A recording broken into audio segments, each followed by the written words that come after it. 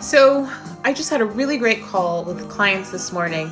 And one of the things that came up is, how do you do something when you don't feel like doing it? And so here's 3 quick tips for when you feel like you have to do something and you know you don't really want to do it. So the number one thing is that I would suggest is watch your language. So if the language around the activity that you get to do, one, if you're calling it a task, anytime I call something a task, more than likely that's telling me I probably don't want to do it. So the language around your activity, is it filled with words like don't, shouldn't, but, have to? Literally, that's the single easiest tip to start working through things that feel like a have to rather than a get to, is working through language. Start asking myself, like, why do I feel like the shoulds and the have tos around this? What about this activity is really making me feel stressed out? Why am I dreading it? And how can I turn this around? Sometimes just simply changing our language can really change the way that we feel about whatever it is that we get to do rather than have to.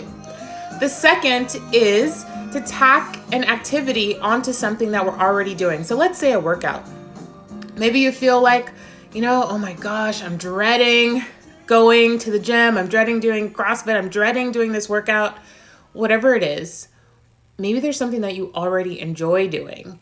Tack the workout onto, let's say it's a 10-minute workout, a 15-minute workout, a 30-minute workout. Tack it onto something that you're already doing.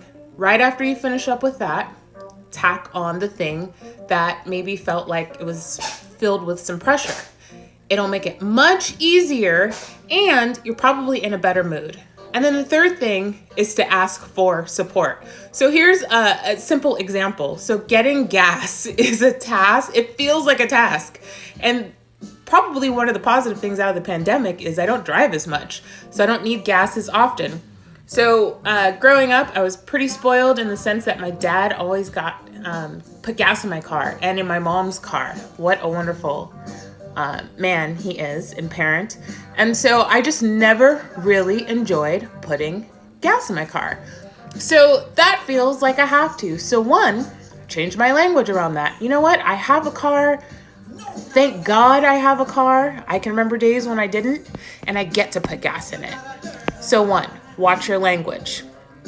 2, tack it onto another activity. I love getting my car washed. So take it to the car wash. On the way back, put gas in it.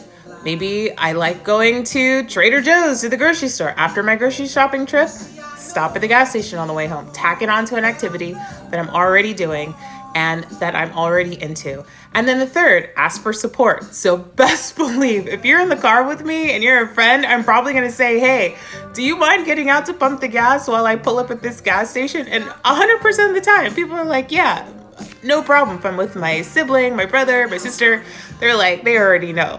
So ask for support no matter what the activity is. So these are 3, hello from Brazil. So these are 3 simple tips for me. My name is Christy from Christy Hines Coaching. I am a life coach.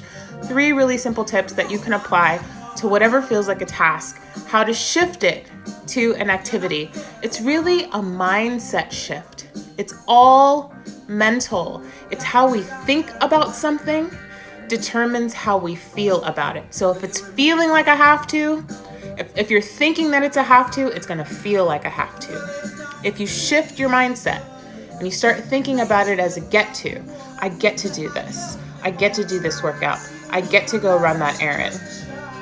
I get to do this. This is an activity. I'm so blessed. You know what? Thank God. Thank God that I get to do this. It completely shifts the thoughts, and the thoughts shift the feeling. So what and where are you having negative thoughts? Unpack what's around that. Are there fears? Is there scarcity? Is there something that has led you to believe that you can't do this? Shift that. I guarantee you shift the thought, you shift the feeling, and then the behaviors will follow. I hope that you have an amazing week. Thanks for checking this out. If this supports you, please share it and send it to a friend. I would love to hear your thoughts and comments on what helps you, what supports you to shift.